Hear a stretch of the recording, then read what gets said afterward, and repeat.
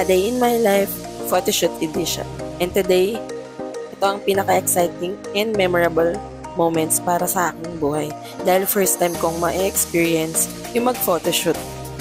And syempre, thankful ako sa aking husband na napaka-supportive since day 1 ng aking journey dito sa Project Kinis 2024 ng Brilliant Skin Essentials. Super thankful din ako kay Lord syempre dahil sa mga blessing na natatanggap ko ngayon. Sobrang hindi pa nagsisink in sa akin yung mga pangyayari na magpa-photoshoot na ako at kasama na nga ako sa top 3 ng Project Kinis 2024. Hindi pa rin talaga ako makapaniwala na isa ako sa napiling winners.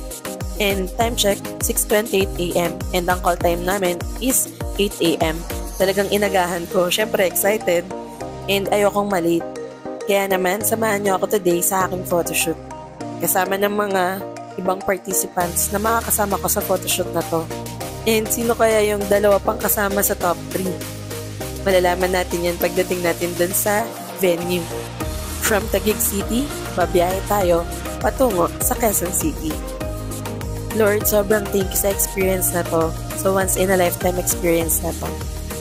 At ito na nga, nandito na tayo sa exciting part. Nakarating na tayo ng Quezon City sa venue kung saan gaganapin yung photoshoot ni Brilliant Skin Essentials Project Kinis 2024. Actually, wala kaming idea kung ano ba yung mga magaganap ngayong araw.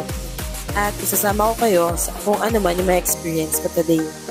Grabe, super ganda ng place. Sa labas pa lang, sobrang ganda na nitong venue na ito. Napaka-aesthetic talaga. Hi pala sa inyo, mga Brilliants. And dahil early bird tayo, papasok muna ako sa loob para hintayin pa yung mga kasama ko today sa photoshoot. And ito na nga. Naghintay muna ako dito sa cafe ng venue and maya-maya lang ay ito na nga yung nangyari. Nakita ko na nga kung sino yung dalawa pang kasama ko na pumasok sa top 3 ng Brilliant Project Kinis 2024, si Irish and si Ian. Sobrang saya ko kasi na-meet ko nga sila ng personal kasi sa GC lang kami nakakapag-usap lahat. Pumasok na nga kami sa venue and tinignan namin yung paggaganapan ng photoshoot namin today. And taran! Sobrang laki, sobrang lawak, sobrang ganda. At ayan na nga, nag-catch up muna kami, inikot muna yung place kung saan gaganapin yung photoshoot. And ayan, bago ang lahat, syempre, magbe-breakfast muna. Super happy ako na nakabanding ko yung dalawang participants na nakaka-chat ko lang noon sa GC. And ayan, selfie-selfie din sila. Di pa nga kami nag-uumpisa at nagkukulitan na talaga at super saya talaga ng experience na to.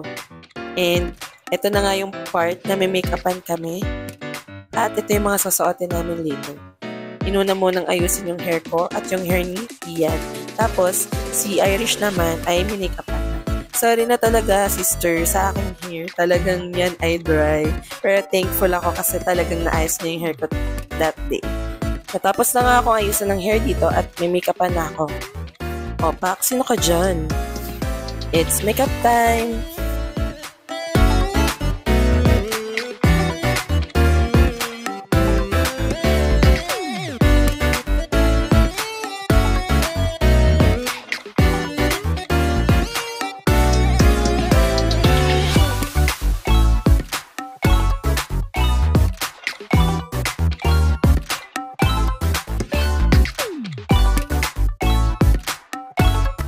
And nag-start na nga ang aming photoshoot. Here is our first look.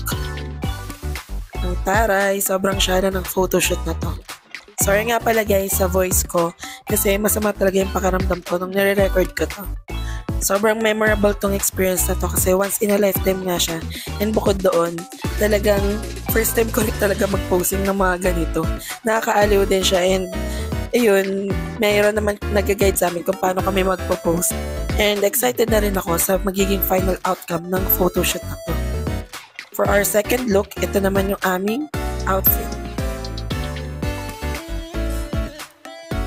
Pak, sino ka dyan, sis? And for our third look, ito naman talaga. Nag-dress na naman talaga. Pak, aura sila. Aura lang ng aura. At ito pa nga, Naka-heels pa nga. Grabe talaga. Laban na lang, be.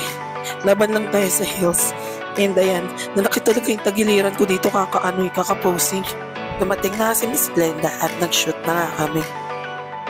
Sobrang ganda niya, na starstruck talaga ako sa kanya.